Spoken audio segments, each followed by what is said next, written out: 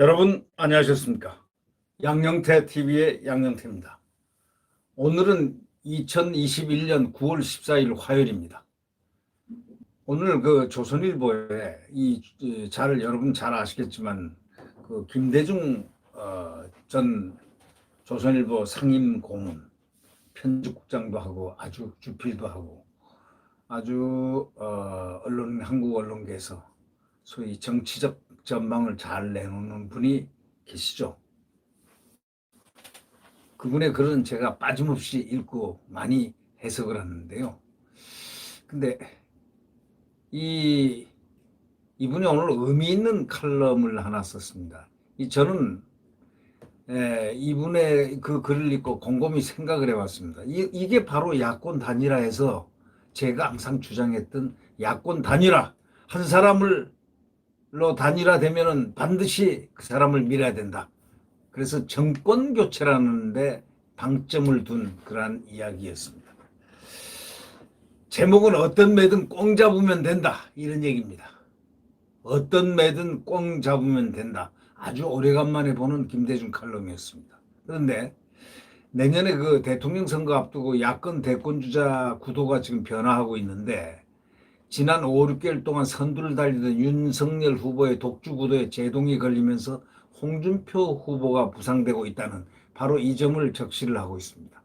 여론조사마다 조금씩은 다르지만 고발 사주 의혹 때문인지 윤 후보 지지도가 떨어지고 그것이 홍 후보 지지로 옮겨가고 있는 추세라고 이 김대중 씨는 얘기합니다. 김대중 씨는 아주 언론계의 거목입니다. 네. 한국의 보수 정치에서는 신인은 혹독한 신고시를 치러야 하는 모양인데, 전통적으로 보면 보수 정계에서 비정치인인 대권을 이렇게 잡기는 굉장히 어렵다, 이런 얘기를 하고 있습니다. 군부 출신인 전두환, 노태우를 제외하면은 경력상 정치 토박이가 아닌 사람이 대통령이 된 것은 기업인 출신 이명박이 지금 현재까지는 유일하다고 이렇게 우리가 생각할 수 있죠. 그때도 상대가 누구냐면 정동영과 이해창이 표를 갈라 가진 덕을 본 겁니다. 결국 법조인 출신의 이해창은 몇 번의 국회 진출에도 불구하고 대통령 꿈이 좌절됐습니다. 참 안타까웠습니다. 이회창이 몇 번의 국회 진출에도 불구하고 대통령 꿈이 좌절됐다니 말이죠. 현대그룹의 정주영, 정몽준 부자도 그 벽을 못 넘었습니다. 근래 이르러서 황교안도 보수정치의 핵심에 접근하지 못했다고 이렇게 얘기합니다. 당의 중요한 요직도 신인이 잠입하기에는 그렇게 쉽지 않은 것 같다고 평가를 하고 있습니다. 당 내외에서 현 야당 지도부의 위상이 전만큼 못한 것도, 특히 이준석 대표에 대한 신뢰가 크게 떨어지는 것도 경험과 관록의 부족으로 보는 시각이 또 있기도 하고, 그것뿐이 아니고 뭐 이런저런 이야기 플러스 경험과 관록의 부족에서 오는 것이 아닌가 하는, 그렇게 보는 그런 시각도 있다는 바로 그러한 내용성이죠. 그러니까 결국 신인이 착지를 이렇게 딱 땅에 이렇게 딱 착지하기에 기다리기에는 당의 미래라든가 나라 미래가 걸린 정권 탈환의 대의가 너무 코앞에 다가와 있기 때문에 지금 상당히 급하다, 이런 얘기입니다. 지금 보수정당이 어떤 의미 있는 실험을 하기에는 상황이 너무 급하다는 겁니다. 보수정권이 무조건 서야 이겨야 되는데, 과연 이렇게 휘청휘청하는 이런 상황으로 보수정당이 어떤 의미 있는 실험을 하기에는 상황이 너무 급박하니까 어떻게 하느냐라는 이런 문제를 제기하는 게 아닌가 싶습니다. 이런 보수정치의 풍토에서도 여론은 야당의 새 피를 원했고 지금 새 피를 원하죠.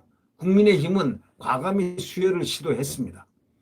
법조인 출신의 윤석열과 최재형을 영입했고 36세대는 당대표도 선택을 했습니다. 뭐 역선택이든 뭐든 간에 여하튼 당대표를 선택을 했습니다. 거기까지는 놀라운 시도인데 어떤 의미에서 가능성도 있어 보였지만은 기성정치의 저항도 만만치가 않았다. 바로 이런 얘기입니다. 여기에 밑줄을 긋고 싶은 거는 기성정치의 저항도 만만치가 않다. 이런 얘기죠. 지금 거론되고 있는 고발 사주 의혹의 진원지가 어디인지는 아직 드러나 있지는 않지만은 그 배후가 여권이 아니라 어쩌면 야당 내부일 가능성도 있다는 그런 지적이 나오고 있다는 점을 상당히 중시하고 이렇게 쳐다보고 있는 그런 모습입니다. 그렇다면 이 세물을 받아들이지 못하고 기득권 정치가 다시금 작동하고 있는 것이 아닌가 하는 이런 생각을 지울 수 없다고 지금 정세 분석을 가하고 있는 이 김대중 씨의 생각은 뭘까요? 기득권 정치가 다시금 작동하고 있다. 세물을 받아들이지 못하고 기득권 정치가 다시금 작동하고 있는 것이 아닌가 하는 생각을 지울 수 없다는 겁니다. 그러니까 결국 수열이 좋고 기득권이 나쁘다거나 그 반대가 옳다는 식의 단순 논리에 집착하지는 않는다는 겁니다. 기득권이 나쁘다거나 또는 그 반대가 옳다는 식의 단순한 논리에 집착하지는 않고 기득에 집중하는 것이 검증되지 않는 것에 항상 불안해하는 것이 보수정치의 본령이고 동시에 한계점이라는 것. 이걸 갖다가 김대중 전 논설주간은 지적하고 있습니다. 상당히 말이 난해한 것 같지만 사실은 별거 아닙니다. 기득권에 집중하는 것이 검증되지 않는 것에 항상 불안해하는 것이 보수 정치의 본령이고 동시에 한계라는 거죠. 그러니까 기득권에 집중하면서도 검증되지 않는 것에 항상 불안해하는 것이 보수 정치 본령이고 보면 동시에 그게 한계다. 이렇게 지적하고 싶다는 바로 그 말입니다. 지난 3, 4년 동안 문재인 정권 하에서 보수 진영은 정권 교체의 과제를 방치하다시피 했고 그 와중에 보수층 국민들이 그 과제를 새로운 수열로 감당하는 길을 열어줬다는 사실이라는 겁니다. 상당히 말이 어렵습니다. 다시 말하자면 지난 3, 4년 동안 문재인 정권 아래서 보수 진영은 정권 교체 과제를 방치하다시피 했고 그 와중에 보수층 국민이 그 과제를 새로운 수열로 감당하는 길을 열어줬다. 그래서 국민들이 열었다 이겁니다. 오늘의 기득 세력은 그것을 간과해서는 안 된다. 기득권 세력은 바로 그것을 간과해서는 안 된다는 겁니다. 반면에 수혈된 세피는 험한 야당의 길에서 고생했던 그 기성정치에 어부지리하는 것일 수도 있다 이런 얘기입니다. 그러니까 세피는 세피대로 대가를 치르는 것이 공평하다면은 윤석열 후보의 이른바 고발 사주 의혹 사건이 바로 그 대가인지도 모른다고 지금 얘기합니다. 그러니까 세피의 대가, 어떤 시련의 대가를 이렇게 치르는 것이 공평하다면은 윤 후보 이른바 고발 사주 의혹 사건이 바로 그 대가인지도 모른다고 이 김대중 씨는 이야기합니다. 비정치인 영입 세력과 기성 진영의 강자 간에 치러질 야당의 대권 싸움은 이제부터이고 여기서부터라는 겁니다. 다시 말하자면 윤석열과 홍준표 이 두 사람의 싸움을 지금 놓고 지금 말을 하는 것 같습니다. 비정치인 영입 세력, 그러니까 정치인이 아니었던 윤석열을 영입 세력하고 기성 진영의 강자, 소위 홍준표를 강자로 치부하고 강자 간에 치러질 야당의 대권 싸움은 이제부터고 여기서부터라는 겁니다. 그러니까 터질 것 터지고 싸울 것 싸우고 견딜 것은 견디고 여기서 살아남는 자가 이길 거라는 바로 이야기. 그러니까 결국 지금부터 싸움이고 대권에 대한 확고한 누군가가 잡을 것이다 이거예요. 지금부터 싸워라 이거죠. 살아남는 자 그리고 살아남아라 이거죠. 네. 제가 항상 이런 얘기를 했습니다. 저도 이 김대중 칼럼에 대해서 상당히 그 의미가 있다고 생각하는 사람인데요. 그래서 이 칼럼을 여러분에게 지금 아주 중요한 칼럼으로 지금 소개를 하는 겁니다. 지금 가장 명제는 제가 야권 단일화, 야권 단일화, 야권 단일화를 항상 외쳤습니다. 이기는 자, 꽁 잡는 자가 매니까 하여튼 안에서 치고 박든 어쩌든 간에 대선 후보 한 명을 딱 단일화를 시켜가지고 이 사람으로 하여금 앞으로 국민들이 전체로 밀어서 정권 교체를 해야 된다. 이 정권 교체가 목표가 돼야 된다. 뭐 이런 뜻이라고 저는 생각합니다. 네. 그래서 서로 상처를 주지 않도록 홍준표는 윤석열이 어려울 때 치명적인 아픔을 주지 않도록 해야 되고 윤석열 또한 그 역도 성립한다. 이런 이야기입니다. 한마디로 얘기하면. 서로가 기본적으로 가슴이 아픈 얘기를 해서는 안 된다. 그런데 지금 현재로 보면은 홍준표가 윤석열을 가슴 아프게 합니다. 바로 그래서 국민들이 이럴 때는 홍준표가 옳다고 생각했다가도 사람은 이렇게 약하게 당하는 사람을 편을 들게 돼 있습니다. 아니 이렇게 어려울 때 윤석열 어려울 때는 홍준표가 도와줘야 되는 거 아닌가? 홍준표가 아니면 침묵을 하든지 도와줘야 되는 거 아닌가? 이렇게 생각하는 사람들이 많다는 거죠. 네, 저는 그렇게 생각합니다. 홍준표가 지금 시점에서 윤석열을 도와야 된다고 생각합니다. 지금 시점 이 소위 고발 사주 의혹건에 관해서는 대의를 가지고 윤석열 총장을 도와야 된다라고 생각을 하는데 여러분들은 어떻게 생각하는지요? 그렇다고 저는 홍준표를 싫어하는 사람이 아닙니다. 홍준표를 상당히 의미 있게 바라보는 사람입니다. 원래부터. 제가 이 방송을 한 거 보면 홍준표에 대해서 상당히 중요한 제가 이런 얘기를 했습니다. 나중에 대통령이 두 사람 중에서 될 것이다. 제가 그 말을 한 3, 4개월 전에 두 사람 중에서 대통령이 될 것이다 했더니 그냥 제가 비판을 많이 받았습니다. 근데 결국 윤석열과 홍준표에 지금 이렇게 대전이 됐다. 우리 정치 분석으로 아주 이름이 나 있는 그 민영삼 이 정치 평론가 아주 훌륭한 분이죠. 아주 그 정치 분석도 잘 하고 아주 이 해안이 깊고 정치에 대해 이 한국 정치에 대해서 깊숙이 그런 저서도 있습니다.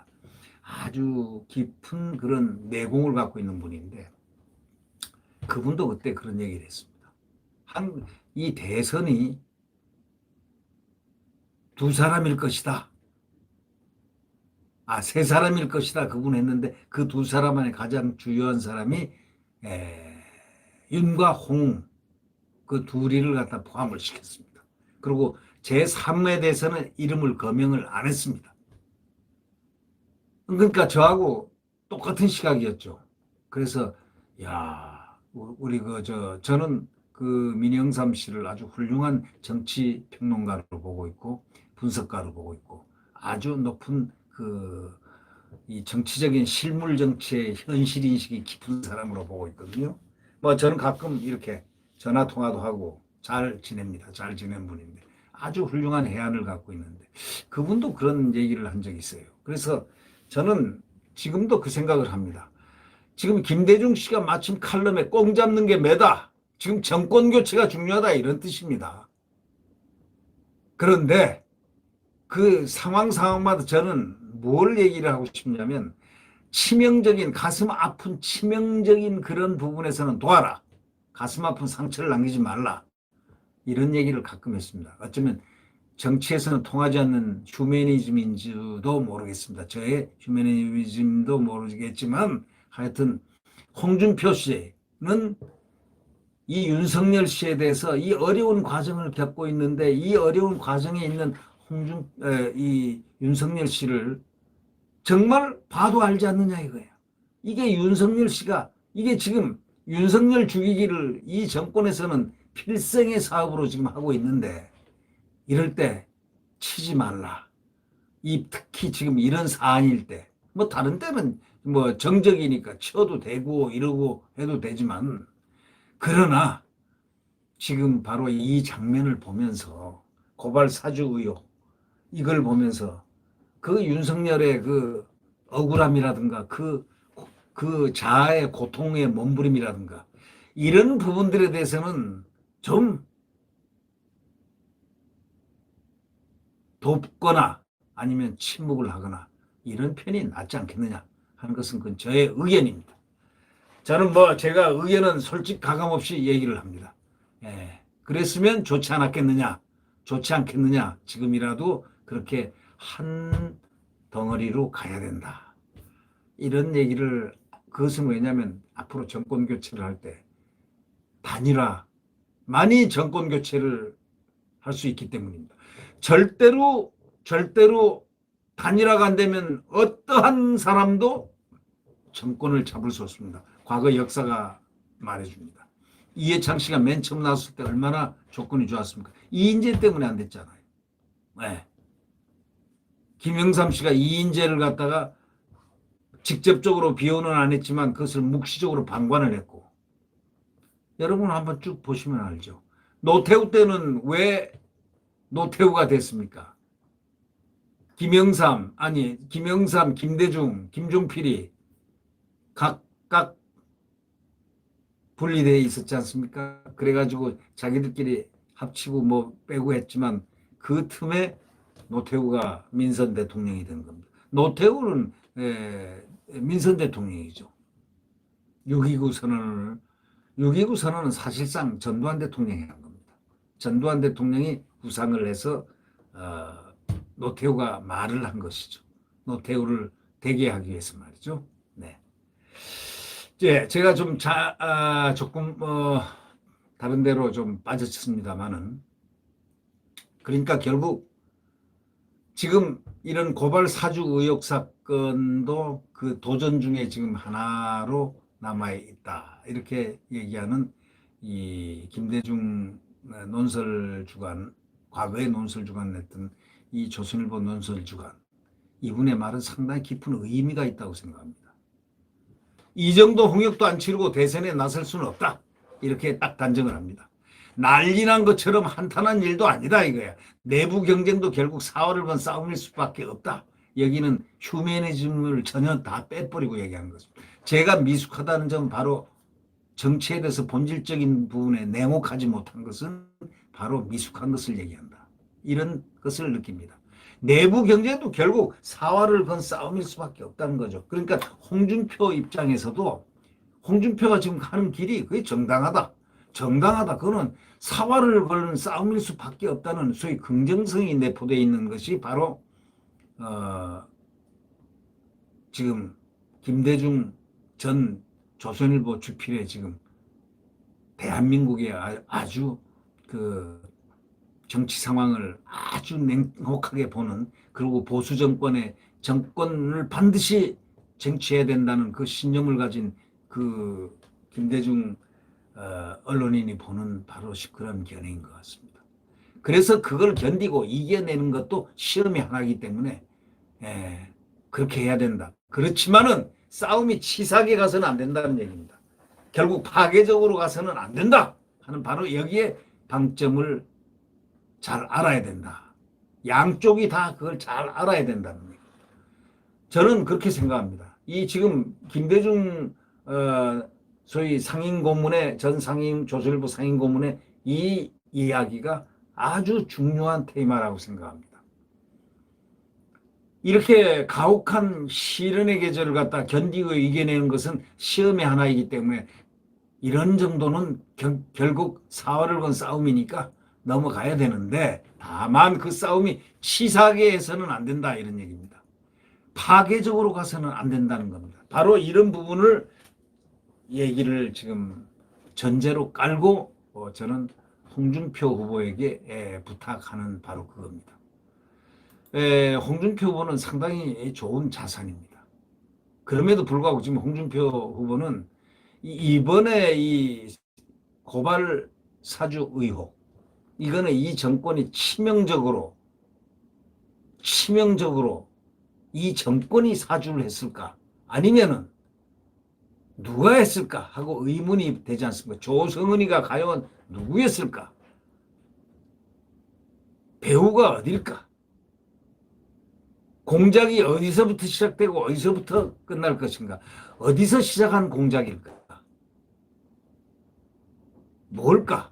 지금 아직도 이렇게 휴화산이 아니고 화라산처럼 펴오르고 있습니다. 결국 저희들은 그런 생각을 하고 있습니다. 네. 문제는 이제 곧 이제 시험이 이제 다가오는데 이 시험을 어떻게 이길 것인가? 바로 이 부분입니다. 경선은 아무 의미 없는 이제 개싸움이 되고 한 사람이 딱 되면 한 사람을 향해서 이제 가게 됩니다. 결국 우리는 시험이 끝난 뒤에 다른 야당 후보하고 단일화를 못하고 내부 단계를 못하면 경선은 아무 의미가 없어지고 마는 바로 그러한 개싸움이 된다. 바로 이 점을 지금 김대중 칼럼도 얘기를 하고 있습니다. 그 예로 역대 대선에서 단일화 못한 야권은 예외 없이 졌다는 것을 다시 아까 제가 말씀드린 걸 내고 있습니다. 노태우는 김영삼, 김대중, 김정필이 싸우는 바람에 당선됐고 이회창은 이인재를 붙들지 못해가지고 김대중에게 지고 대선을 5개월 남짓 시점에서 야권의 절실한 것은 정권 교체인데 많은 국민이 바라고 있는 것도 꽁 잡는 매인데 꽁 잡을 수 있다면 어떤 매도 좋다 이렇게 나갑니다. 윤매도 좋고 홍매도 좋다 이렇게 나갑니다. 어떤 매이냐에 매달리다가 꽁을 못 잡아도 상관없다는 발상은 금물이라는 겁니다. 그 대신 아까 이전에 말씀드렸지만 중요한 것은 다만 그 싸움이 내부적 싸움이 치사해서는 안 된다는 겁니다. 파괴적으로 가서는 절대 안 된다는 겁니다. 그러니까 치명적으로 상대 후보를 아픔을 줘서는 안 된다. 바로 이런 부분에서 저는 얘기를 하는 것입니다. 홍준표 후보가 윤석열 총장을 침묵으로 돕든지 해서 이 국면, 이 소위 싸움이 치사하게 지금 가고 있는 이런 부분이 뭐냐면은 지금 보십시오. 이 조성은이의 등장이 치사하지 않습니까? 이 너무나 치사하고 너무나 고통스럽고 너무나 이 윤석열에 대한 가혹한 이런 이 권력의 이 흐름이 말이죠. 이거를 이때 윤석열을 보호를 해줄 수 있는 또는 큰 광의에 도량 있는 이 보수로서의 어떤 단계를 할 수 있는 단일화해서 꼭 이겨낼 수 있는 그 소위 정권교체 대의에 충실할 수 있는 그런 모습을 서로 가졌으면 얼마나 좋겠느냐 하는 그런 문제가 저의 생각입니다. 지금 결국 그렇습니다. 캠프에 있는 분들은 아주 필연적으로 홍준표 캠프는 죽음을 무릅쓰고라도 진짜 홍준표가 돼야 된다고 생각할 것이고 윤석열 캠프에 있는 사람은 죽어도 윤석열이 돼야 된다고 생각할 겁니다. 두 분 마찬가지죠. 그러나 중요한 것은 정권 교체라는 그 대의에는 절대 어긋나서는 안 된다. 바로 이 얘기를 합니다. 윤매도 좋고 홍매도 좋으니까 꽁 잡는 게 매다. 어떤 매냐에 매달리다가 야 이거 어떤 매지 하고 매달리다 꽁 못 잡아도 상관없다는 발상만은 제발 하지 말아다오 라고 하는 것이 이 김대중 고문의 주문입니다. 그러니까 결국 뭐냐 어떤 매든 꽁 잡으면 된다. 홍매든 윤매든 꽁 잡으면 된다. 이런 얘기인데 그 대신 여기에서 가장 중요한 것은 바로 아까 얘기한 그 얘기입니다. 지금 소위 말해서 그 고발 사주 의혹이라든가 이 치명적인 이런 부분이 나왔을 때 서로 좀 그 싸움이 치사하게 흘러가는 모습을 그것을 두고 치사하게 흘러가는 모습을 안 보이는 게 좋다 이거예요. 파괴적으로 가서는 안 되고 생산적으로 가야 된다. 바로 이런 얘기입니다. 이 말이 핵심입니다. 지금 저의 의견입니다. 저의 의견은 또 이 김대중 고문의 생각도 아마 여기에 천착돼 있지 않나 하는 저의 개인적인 리딩의 분석입니다. 결국 이 싸움은 결국 치명적일 때, 상대에게 치명적일 때, 아픔이 있을 때는 서로 껴안는 그런 것이 중요하지 않느냐 하는 바로 그러한 점입니다. 뭐 그거는 뭐 받아들이든 안 받아들이든 그건 후보들 개인의 문제이긴 하지만 말이죠. 다만 결국은 그렇게 가서 나중에 야권 단일화해서 정권 교체를 하자라는 목표로 갈 수밖에 없는 바로 원래의 길이 바로 그 길이었으니까 말이죠. 지금 확실히 윤석열 총장은 시련의 계절에 와 있습니다. 억울하고 분통 터지고 정말 아주 고통스러운 이런 경황에 있습니다. 이럴 때 소위 말해서 큰 대의를 보고 위로하는 그러한 모습, 이것이 좀 앞으로 단일화를 하는데 가장 중요한 밑거름이 되지 않을까 그렇게 생각합니다. 정치에는 휴머니즘이 필요 없다는 얘기가 있습니다. 많은 저는 그렇게 한번 해보고 싶은 말입니다. 네, 구독 버튼과 엄지를 눌러주시면 감사하겠습니다. 네, 여러분 이제 꼭 단일화를 해서 정권 교체를 반드시 이룩해야 됩니다. 그렇지 않으면은 대한민국은 이제 보기가 상당히 힘들 것 같다는 그런 느낌마저 드니 말이죠.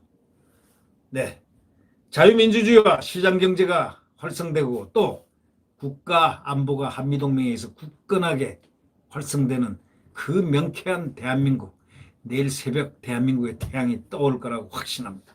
네, 여러분 오늘도 강건하게 하루를 지나시길 부탁드립니다. 안녕히 계십시오.